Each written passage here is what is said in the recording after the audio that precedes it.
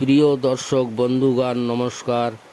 আসি যাইছি নূতন আপডেট ନେଇ ଆଜି 27 ସେପ୍ଟେମ୍ବର ଶନିବାର ଗୁରୁତ୍ୱପୂର୍ଣ୍ଣ ବିଷୟ ହେଲା ଓଡ଼ିଶାରେ 3 ପ୍ରକାରର ଆଲର୍ଟ ଜାରି ହୋଇଅଛି। ବଙ୍ଗୋପସାଗରରେ ସୃଷ୍ଟି ହୋଇଥିବା ଘୂର୍ଣ୍ଣିବଳୟଟି ଅବପାତ ନେବା ପରେ ଉତ୍ତର ଆନ୍ଧ୍ରପ୍ରଦେଶରେ କେତୋଟି ଜିଲ୍ଲା ଏବଂ ଦକ୍ଷିଣ ଓଡ଼ିଶାର କେତୋଟି ଜିଲ୍ଲାରେ ପ୍ରଚୁର ପରିମାଣରେ ବର୍ଷା, ଅସମ୍ଭାଳ ବର୍ଷା, ପ୍ରବଳରୁ ଅତି ପ୍ରବଳ ବର୍ଷା, ସିଧା ଦକ୍ଷିଣ ଓଡ଼ିଶାକୁ ନାକେ ଦମ କଲା ବର୍ଷା। 3ଟି ଜିଲ୍ଲାକୁ ରେଡ୍ ଆଲର୍ଟ ରଖାଯାଇଛି।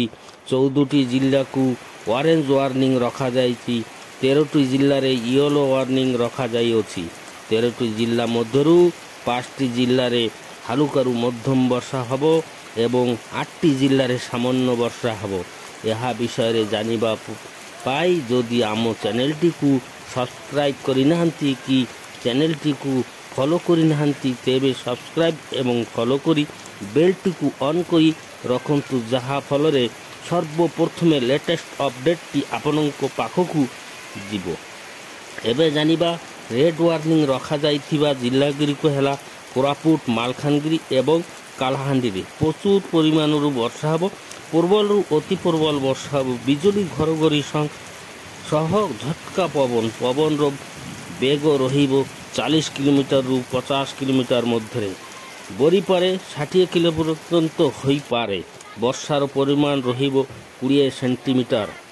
ଅରେଞ୍ଜ ୱାର୍ଣ୍ଣିଂ ରଖାଯାଇଥିବା 14ଟି ଜିଲ୍ଲାଗୁଡ଼ିକ ହେଲା ନବରଙ୍ଗପୁର, ନୂଆପଡ଼ା, ବଲାଙ୍ଗୀର, ରାୟଗଡ଼ା, ଗଜପତି, ଗଞ୍ଜାମ, କନ୍ଧମାଳ, ନୂଆଗଡ଼, ଢେଙ୍କାନାଳ, ଖୋର୍ଦ୍ଧା, ପୁରୀ, କଟକ, ଜଗତସିଂହପୁର ଏବଂ କେନ୍ଦ୍ରାପଡ଼ା ରେ ପ୍ରବଳ ବର୍ଷା ହେବ। ବିଜୁଳି ଘଡ଼ଘଡ଼ି ସହ ଝଟକା ପବନ ବହିବ।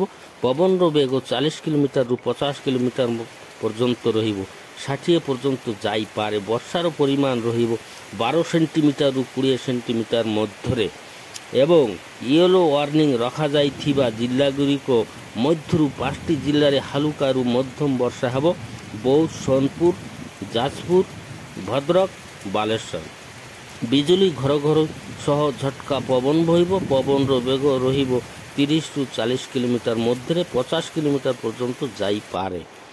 ବର୍ଷାର ପରିମାଣ ରହିବ 7 ସେଣ୍ଟିମିଟରରୁ 11 ସେଣ୍ଟିମିଟର ମଧ୍ୟରେ। ଆଉ ରହିଲା 8ଟି ଜିଲ୍ଲାରେ ସାମାନ୍ୟ ପରିମାଣରେ ବର୍ଷା ହେବ। ପାଗ ଶୁଖିଲା ରହିବ। ଆକାଶ ମେଘାଚ୍ଛନ୍ନ ରହିବ। ବିଜୁଳି ଘଡ଼ଘଡ଼ି ସହ ଝଟକା ପବନ ବହିପାରେ। ପବନର ବେଗ ରହିବ 30 କିଲୋମିଟରରୁ 40 କିଲୋମିଟର ମଧ୍ୟରେ।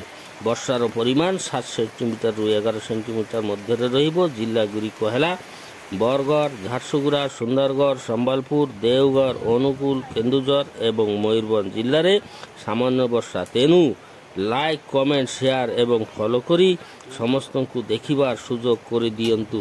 ଧନ୍ୟବାଦ।